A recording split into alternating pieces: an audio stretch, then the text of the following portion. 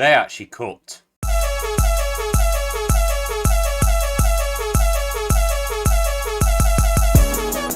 Bad Boys Ride or Die is directed by Adil Arbi and Bilall Fallah, and it of course stars Will Smith and Martin Lawrence. And in the fourth film of the Bad Boys franchise, Mike and Marcus are on the run after being framed, so they have to save themselves and clear their name, and clear Captain Howard's name as well. Now, I love Bad Boys. I think that these films are so much fun, and I don't think they get respect. I feel people need to learn to have fun these days, because most people don't like these films for some reason, and I don't know why. I think these films are so much fun. Yeah, they're nothing special, yeah, they might be too long and the plots are stretched out, but they're not trying to be these big thought-provoking action movies or anything like that. They're just trying to be fun and entertaining, and that's exactly what they achieve. So of course I was very excited to see Bad Boys Ride or Die. I liked Bad Boys for Life as well. The directors of that film direct this one as well. So I was intrigued to see, could they step it up or will this be a step down? But I'm happy to say that Bad Boys 4 is great. In fact, it's my favourite of the franchise. Personally, this has my favourite plot of the whole franchise. I love the idea of Mike and Marcus being on the run and not having outside help. They can't get help whatsoever. They only have themselves and a couple other people. I just like that new added element to see, can they survive this situation on their own? And I also love the character writing as well. Mike and Marcus's roles are kind of switched around here. Usually in Bad Boys, Mike is usually the cool one. He goes for it all the time. And Marcus is like the laid-back family guy one who doesn't want to get into danger that much. With this one, it's kind of swapped around a little bit. And I really like that. And it led to some great moments, especially with Martin Lawrence's character. Marcus is the funniest he's ever been. The whole theatre laughed whenever he did a joke. There's this recurring joke with sweets and candy. I just thought that was absolutely hilarious. Martin Lawrence is a great comedic talent, and he shines again here as well. And I also like Mike in this as well. And I'm so glad that they didn't forget to add in his son. Usually when they add something in a new reboot sequel, they kind of forget about it in the later films. Well, this one they didn't. They actually implement his son really well, and I like the interactions between them. You can tell there's still a lot of tension between them, but it's all about them reconciling and becoming a proper father and son. And I really like the ending with his son. It kind of opens the way to another sequel, which I'd like to see that story get concluded in another one. But I thought the ending towards that plotline was really well. And again, speaking of the roles being switched, I like the new side that it introduces to Mike, how he keeps having these PTSD flashes and everything, how he doesn't want to get into the fight because he's scared. I really like that. I thought that was a nice change of pace for the characters. There's also other side plots here as well, but they don't get that much attention, unfortunately. There's this plotline with Captain Howard's daughter where she wants to kill Mike's son, because Mike killed him in the last film. And it does get a conclusion, but it's just never really focused on that much, unfortunately. The one character I didn't really like was the villain. I liked the villain from the last film. I thought they were the best ones. With this one, they kind of just went back to generic cartel guy, kind of. And it just wasn't brilliant to me. He was kind of uninteresting. I completely forgot his name. But, the actor did a good job and he was fine, but he just wasn't that menacing or memorable. Overall, though, I did like the character writing. But the action, this is where it gets good. The action is, again for me, the best in the franchise.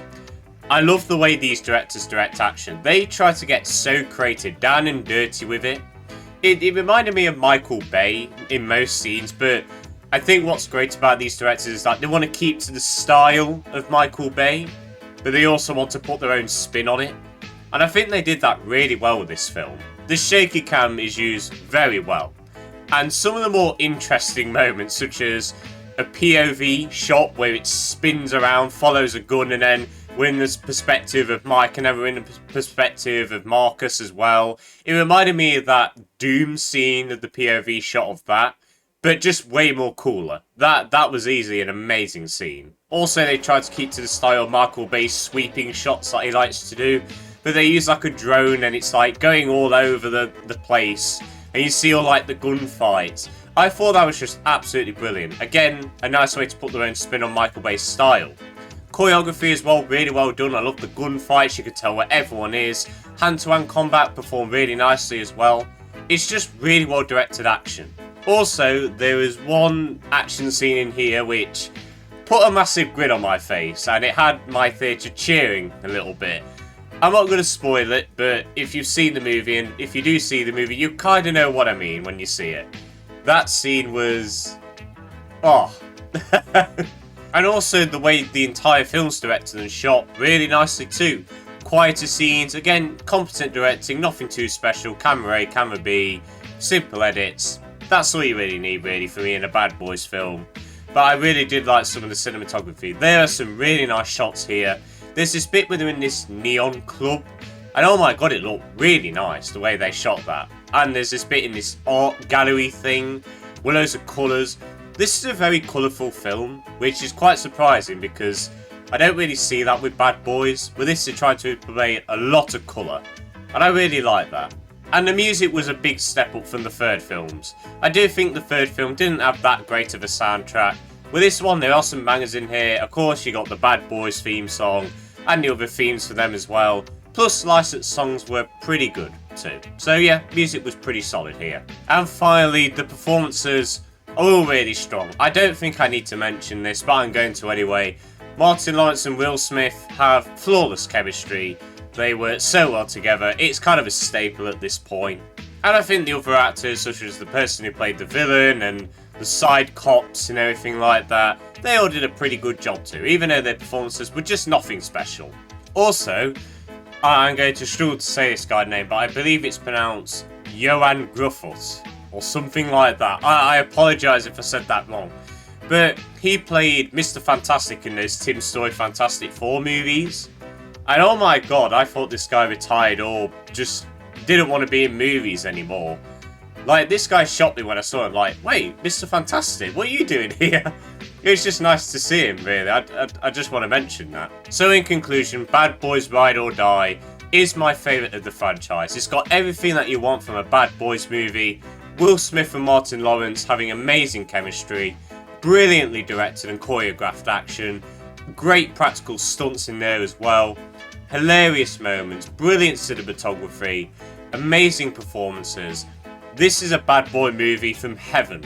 I loved it. These directors honestly show that they care about this franchise so much and they really want to please the fans, and I cannot appreciate it enough. The Bad Boys franchise is still going bad. I'm going to give Bad Boys Ride or Die an 8 out of 10. Love this movie. If you like Bad Boys, I cannot see a timeline where you hate this one. And guys, that's it for the end of this review. If you have seen Bad Boys Ride or Die, please let me know your thoughts on it in the comments. Did you like it? Did you think it was bad? Let me know. But I hope you all enjoyed this video. Have a good day. And see you later.